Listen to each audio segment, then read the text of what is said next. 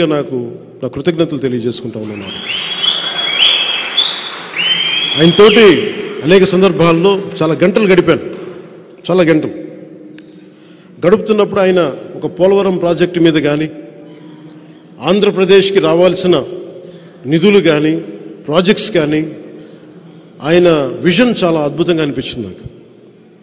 ఇలాంటి వ్యక్తి బలంగా ఇంకొకసారి జనసేన తరపు నుంచి పార్లమెంట్కి అడుగు పెట్టాలని నేను కూడా అందరిలాగా అనుకుంటా ఉన్నాను. వారికి మనందరం సంపూర్ణమైన మద్దతు ఇచ్చేలాగా అందరం ముందడుగేస్తాం.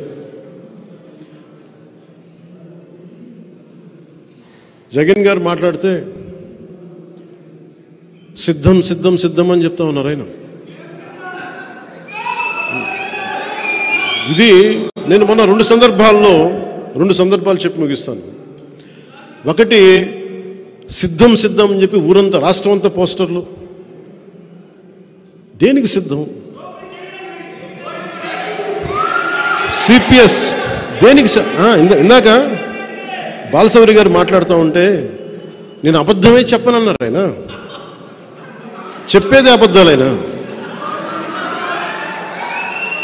అంటే నేను రాగానే సిపిఎస్ రద్దు చేస్తానని చెప్పాడు. అలాగే టీచర్ల పోస్టుల దగ్గర నుంచి డిఎస్సి అన్ని నోటిఫికేషన్స్ ఇస్తానని చెప్పారు, అది చేయలే. అలాగే మద్యపానాన్ని నిషేధిస్తామని చెప్పారు ఆయన. అవన్నీ మర్చిపోయాను కన్వీనియంట్గా. ఇంకా ఇలా చెప్పుకుంటూ వెళ్తే అంతులేదు అబద్ధాల లిస్టుకి.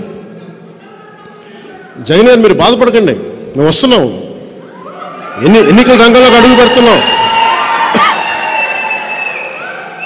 మేము మౌనంగా ఉన్నామని చెప్పి ఏం ఆలోచించట్లేదు అనుకోకండి. వస్తాం, ఎన్నికల రంగంలోకి వస్తున్నాం. ప్రతిరోజు సభ పెడతాం, మిమ్మల్ని ఎండగడతాం. మాటకి మాట కాదు, పాకిస్తాం మాటలతోటి.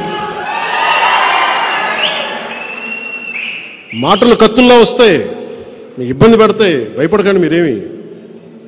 మీరు లక్షల మంది సభలు పెట్టుకోండి. స్కూల్ పిల్లలకి ఇంటర్మీడియట్ ఎగ్జామ్స్ రద్దు చేసి మరి మీరు సభలు నడుపుకోండి. అన్నిటికీ బదులు చెల్లించాల్సిన సమయం వస్తుంది. ప్రతిదీ నేను చాలా అత్యంత అరుదుగా కానీ నిర్ణయించుకోను. ఒక నిర్ణయం తీసుకునేటప్పుడు చావో రేవోలో పెట్టి నిర్ణయం తీసుకుంటాను. 2014లో పార్టీ పెట్టేటప్పుడు ఈరోజు ఉంటే ఉంటాం, పోతే పోతాం, కానీ ఒక సత్యాన్ని ఆవిష్కరింపజేసి చచ్చిపోవాలని నిర్ణయించుకున్నాను.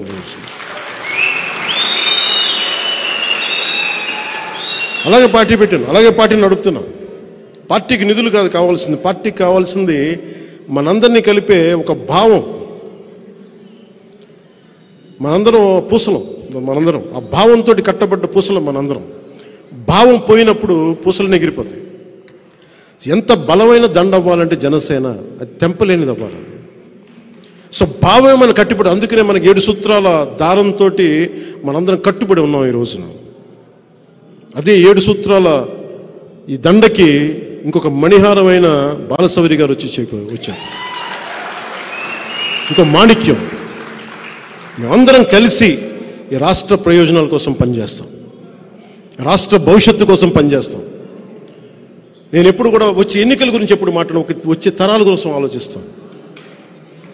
ఒక రాజకీయ నాయకుడు వచ్చే ఎన్నికల కోసం ఆలోచిస్తాడు, ఒక రాజనీతిజ్ఞుడు వచ్చే తరం కోసం ఆలోచిస్తాడు. ఎప్పుడో చిన్నప్పుడు చదువుకున్న పాఠం అది ప్రభావం అయ్యి ఎప్పుడు మాట్లాడితే ఒక తరం కోసం ఆలోచించే వాళ్ళని తప్ప ఒక ఎన్నికల కోసం ఆలోచించట్లేదు. మొట్టమొదటిసారిగా 2014 నుంచి 2019 వరకు ఎప్పుడు కూడా నేను తగ్గే మాట్లాడాను. ఇప్పుడు కూడా మీకు నేను తెలియజేసుకుంటుంది కూడా 2024 ఎన్నికల్లో మనం జనసేన తెలుగుదేశం ప్రభుత్వాన్ని స్థాపిస్తున్నాం. కష్టం, పోరాటం చేయాలి. విజయం తేలికేం కాదు.